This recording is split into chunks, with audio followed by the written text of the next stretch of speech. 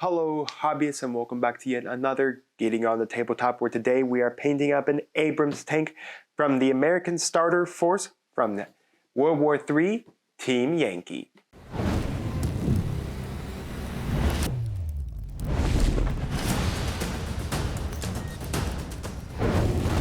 So anyways, here we have the Abrams completely assembled. This version, of course, is the M1 Abrams. What's really nice about the Abrams kit that comes in the starter set is that you can build a multitude of different versions of the Abrams, from the 1P M Abrams to I think another version of a couple other versions of the Abrams, which is really cool. So you could build multiple different versions of the Abrams here. But anyways, I built the M1 variety for you all here. Anyways, these models are really fun to assemble, really easy to assemble. After assembling them, I went outside, primed the entire model black with matte black primer from Army Painter. So really nice.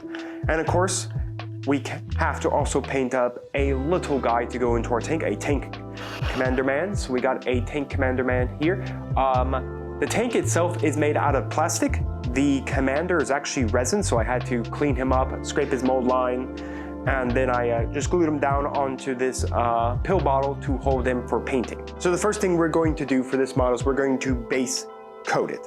And to base coat it, we are going to be using US Dark Green from Vallejo. I picked up a little Vallejo set when I started painting Team Yankee that covers all the paints I would need for the tanks and the soldiers and all of that. So that's what I'm majority been using for my Team Yankee model. So that's what I'm going to continue to use. Now, how am I going to put this base coat down? I could easily, do the paint method and thin the coats and do all that, but I'm actually going to use an airbrush to get the paint down on this model.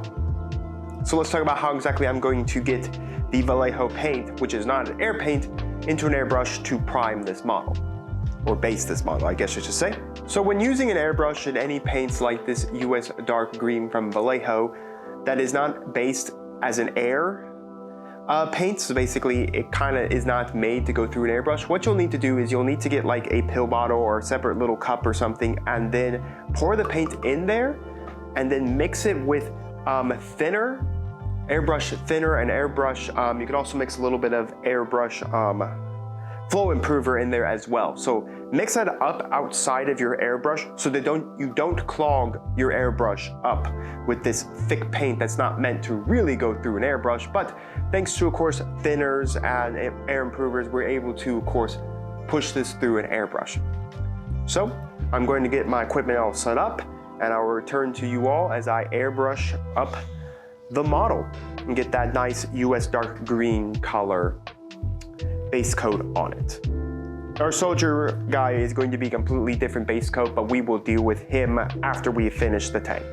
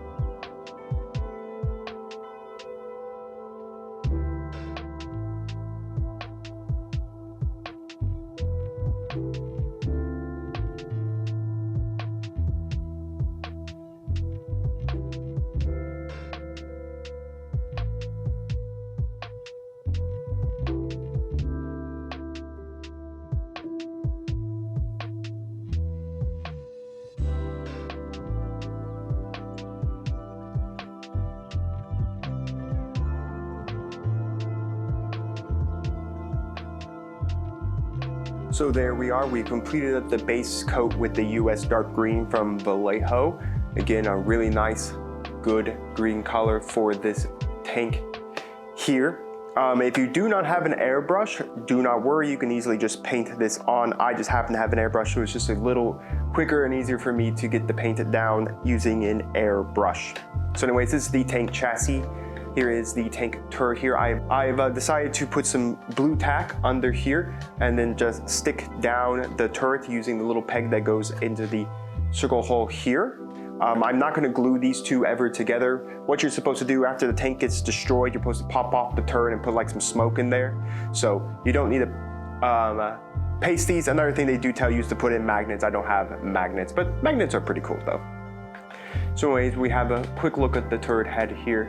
Once again, that US dark green. I picked up a book recently called The Colors of War from Flames of War and Team Yankee Battlefront, kind of telling you how to paint up the miniatures from Flames of War, which is the same scale, style models as Team Yankee, but it's set in World War II, and paint up Team Yankee models as well. What they actually do is they'll go after doing this base coat into doing a dark wash over the model and then highlighting the model back up, dry brushing and layering back again with the US dark green. I didn't do that for the US models from the starter kit, so I won't be doing that here for this Abrams or the rest of the American models from my starter kit there. We're just going to go into the Camouflage Necromancer cloak, and once we're all done with those colors, we're just gonna hit it all with a dark tone ink and then just highlight up the metallic areas, and then well, this model will be good to get on the tabletop and join the rest of my Americans. So, as I stated, the first thing we're going to do here is we're going to deal with all of the metallic parts of these tanks. So basically the treads for the body and the machine guns for the turret.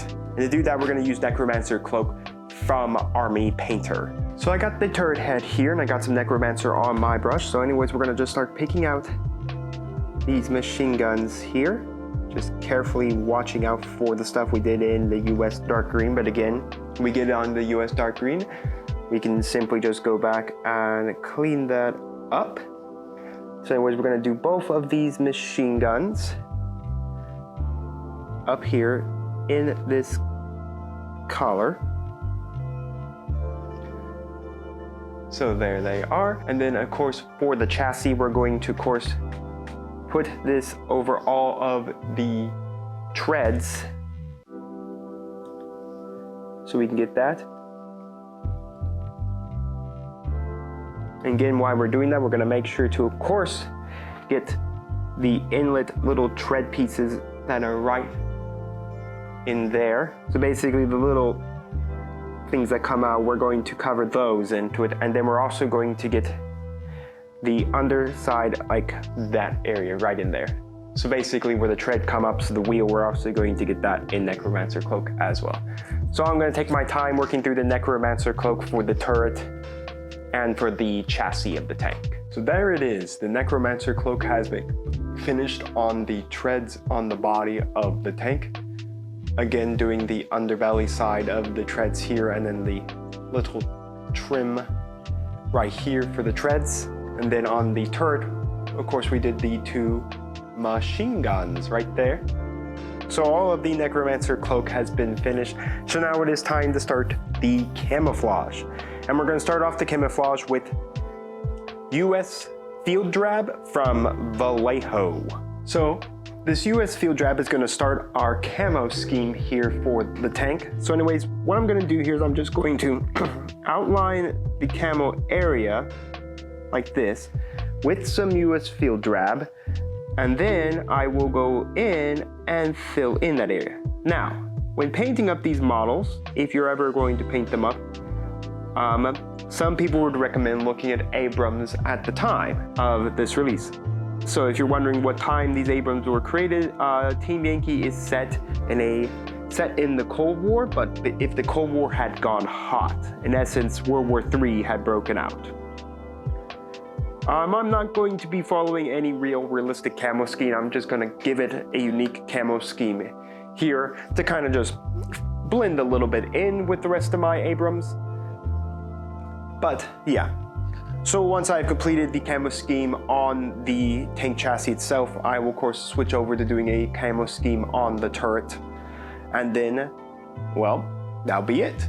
So I'm going to take my time building out my camo scheme, how I want it to look for both the chassis and the turret, and I will return to you all once I completed that. So there we are, the US Field Drab, which of course begins our camo scheme, has been finished here on the chassis of the tank. Here it is on the turret of the tank. So now we're going to move into the next part of the camo scheme, and that is using dark sand from Vallejo to do a highlight over or around the field drab we've done, as well as adding some other locations, maybe some bigger sections of camo on our area. But most of the time we're just going to highlight over what we've done so far with the US field drab to bring out the color and bring out like the location of the US field drab. So I got some dark sand on my brush here, so like I said, we're just going to go high around the field drab, just bringing out the color of the field drab. But we can also do like this style pattern here, like take a cross section there. We can also fill in this area, so go like this, but then make it but just define out that a little more. So basically that's what we're going to do for the chassis and the turret. So I'm gonna get that done and I'll return to you once I have completed the dark sand from Vallejo. So there we are, completing up the dark sand from Vallejo camouflage pattern over the field drab. Again, I just use it to highlight up some of that field drab area, but also to make my own little designs throughout the tank, as you can see here on the chassis. Really nice color, just brings out that field drab. Here it is on the turret. Again, once again, bring out that field drab, especially for the teeth design I did on the front of the turret there. So anyway, there's one more color to do for the camouflage here, and that is black gray from Vallejo. And it's going to be just highlighting some minute areas throughout the camouflage, just bringing once again a little bit more color, dragging our opponent's eye to that part of the camouflage. So I have some black gray on my brush right here, and what I'm going to do is I'm just going to gently like pick out like this area right there with some black gray. Maybe I'll pick out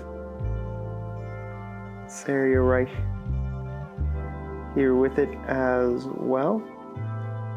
Maybe I'll do a little design in here.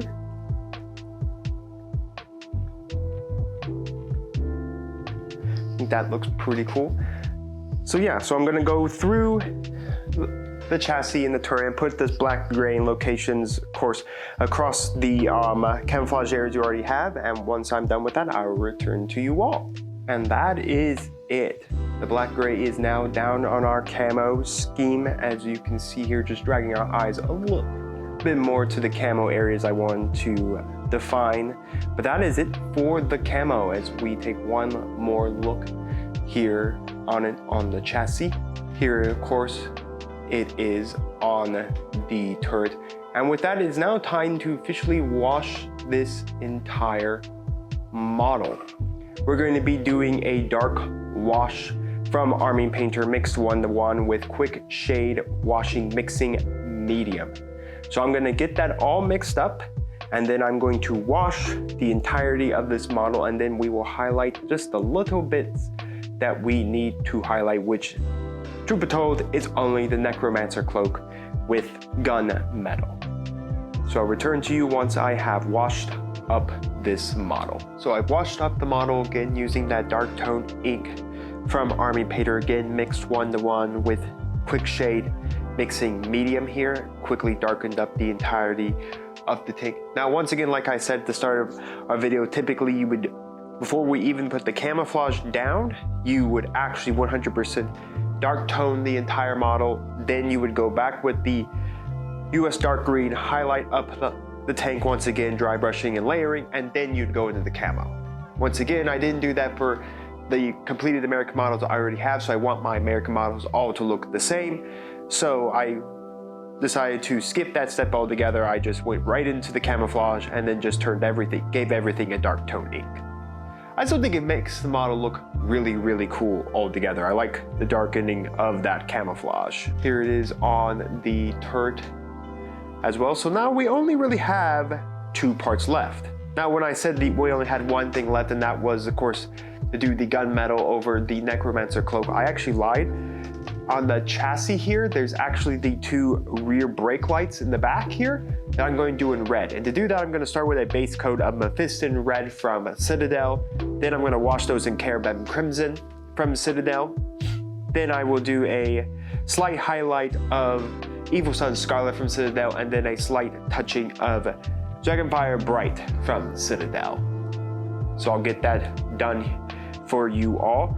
And I'm going to also, while I'm doing all that, I'm going to do the treads here, finish those up here on the track. Again, I'm going to use Gunmetal from Army Painter.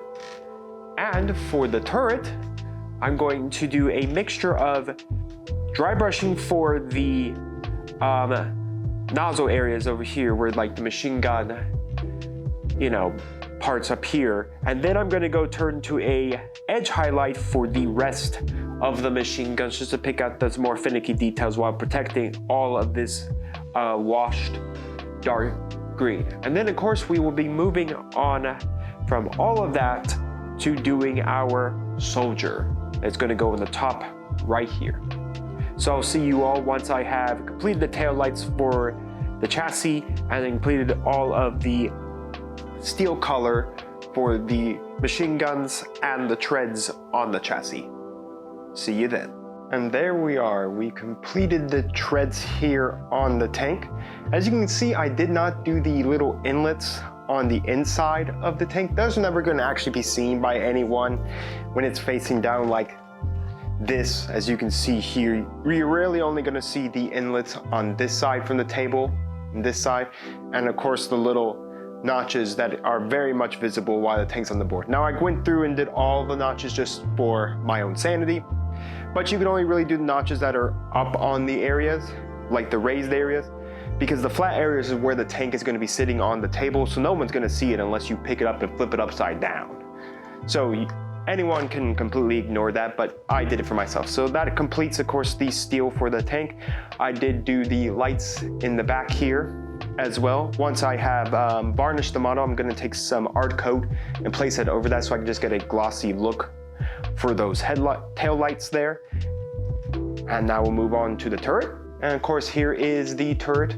Of course, I dry brush the, I guess like the channels. I don't know like what part of this is like, what part of this is the gun, or what this part of a gun is called. So please feel free to put that in the comments below. But anyways, I dry brushed up the nozzles of the gun, and then I edge highlighted everything else just so I didn't get that dry brushing on anything I didn't want the dry brushing to go onto. So anyways, that completes the tank itself. So now let's get on to the commander that will sit, of course, in this turret. So I got our commander here. Again, he's very tiny. These guys are very small. Now, these are completely optional to put in your tanks. You could build the entirety of all of these tanks and never put these guys in. You could build the tanks and put them in the tanks as well. I just don't like that. I rather build him and then paint him separately and then put him into his tank. I just like sub-assembly just a little better. But you can build all the tanks without ever putting these things in them. You could even build the turret with the compartment where he sits just to show this is supposed to be a commander without ever painting the commander, or maybe paint the commander later on in your life. You could do that as well. So to start out for this American tank commander, we're going to do his entire uniform in reflective green from Vallejo. So I got some reflective green on my brush here, and then I'm just going to go over the entire model with it. Yes, I know there's some skin tone here I'm going over, but we will go and of course fix that up with some skin tone paint. But anyways, I'm gonna do a couple of thin coats over him and just cover him all up in reflective green. So we've completed the reflective green on our tank commander here. I bet you can now see him much better than before when he was just a primed model on a pill bottle. But there he is. He's got reflective green. So now we're going to complete about a few more minor colors. So first up, he has a little microphone. We're going to do that in Necromancer Cloak from Army Painter. He's got his hand and his face. We're going to do that in Cobalt Skin from Army Painter. And then he has a pair of goggles. We're going to do the inside goggles, Kaldar Sky from Citadel, and the outside goggles, Uniform Gray from Citadel, from Army Painter. My apologies, it's Uniform Gray from Army Painter. So I'm going to do all those colors together here, and then I will show you him completely finished with all his base coats. So there's our tank commander completed with all of the other colors. Again, the Kaldar sky from Citadel being inside his goggles. We have uniform gray highlighting around the goggles. We have cobalt skin for his skin tone. And then we have necromancer clothes for a little microphone he's got on his body. It goes from right here, from his like right ear, from here down to his mouth. So he's got that. So anyways, now it's time to wash up this model. We're only going to use 2 washes here. We're going to do a dark tone wash for everything in the model except the skin, which we'll be using a flesh tone wash. Those washes are both from Army Painter, and we will be mixing them 1-to-1 with Army Painter Quick Shade Mixing Medium, as my camera decides not to focus on the soldier. There he is. So once again, we're going to use dark tone wash for everything across the model besides the flesh, and then that's going to be mixed 1-to-1 with Quick Shade Mixing Medium, and then we're going to do flesh tone wash mix 1-to-1 with Quick Shade Mixing Medium for the flesh. So I return to you all once I've completed up those washes. So there's our tank commander completely washed up here. So now it is time to finish him up with some edge highlights. So I'm just going to bring the color back to the reflective green, edge highlighting those points with reflective green, just basically bringing the color back from those darker areas. I'm going to do corpse pale for the skin. I'm going to use ash gray for the uniform gray. I'm just going to put a dot of matte white in the goggles to show reflectivity, and I will be using some gunmetal to highlight up the necromancer cloak. So once I have completed all of those highlights, I will return to you with this completed tank commander. We'll snap him off this holder and stick him into his turret, and we will be done with this M1 Abrams tank. So there we are. Our tank commander has been fully highlighted up, completely done. Once again, that is Corpse Pale from Army Painter for the skin tone. We once again use reflective green from Vallejo to lighten up the darker reflective green. We just put a dot of matte white from Army Painter in the lens. We used ash gray to highlight from Army Painter to highlight up the uniform gray goggles.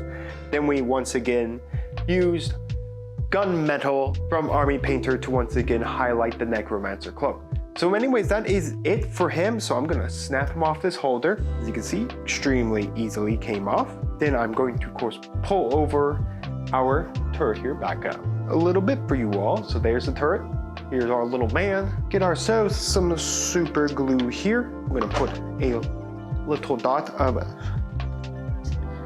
good old Gorilla Glue super glue down into the holding area of the turret, and then I'm going to glue our soldier into place.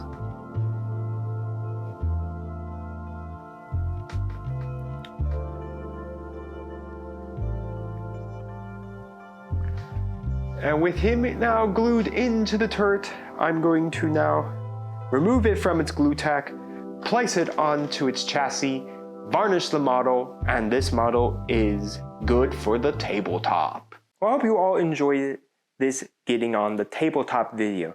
I would say 100% these Team Yankee World War III models are really quick to paint up. After you get a base coat down on them, it doesn't take very long, maybe about a day to really paint one of these models, or just a couple hours depending on how you want to do it. Again, if you don't want to do the camo scheme, I highly recommend just basing with the US dark green, hitting that with a dark wash, dark tone ink, mix 1-to-1 with Quick Shade Mixing Medium if you want to go through the Army Painter line, or any dark tone ink really, and then just use a edge highlighting of the US dark green to bring that color back in, and then you're actually done with the Abrams tank in that color scheme. Again, I didn't do that method because the American tanks I already have painted up go from the US dark green right into the camo scheme, into the dark tone ink, into of course the little finishing touches. Again, if you wanted to do these tanks, I highly recommend probably going US dark green, dark tone ink, US dark green highlights, and then the camo scheme, just so you can bring a little bit more life into your tank. But overall, it really doesn't matter what you do. It's your tanks, you do them the way you want to. I'm just here to help inspire you to paint them up for the tabletop. So let me know down in the comments the thoughts on the paint scheme, the models. Do you like Team Yankee? Do you like World War III? let me know all of that. I have been thinking about getting into the Flames of War line that Battlefront also produces. They look really, really interesting. I might look around to see if I really want to get into it. I saw a starter box that's really got my interest, but I'll be thinking about it. And while you're commenting, do make sure to like the video, subscribe to the channel, and ring the bell so you get notified when my videos go live for you. And with that, I thank you for attending today's video, and now to the glamour shots.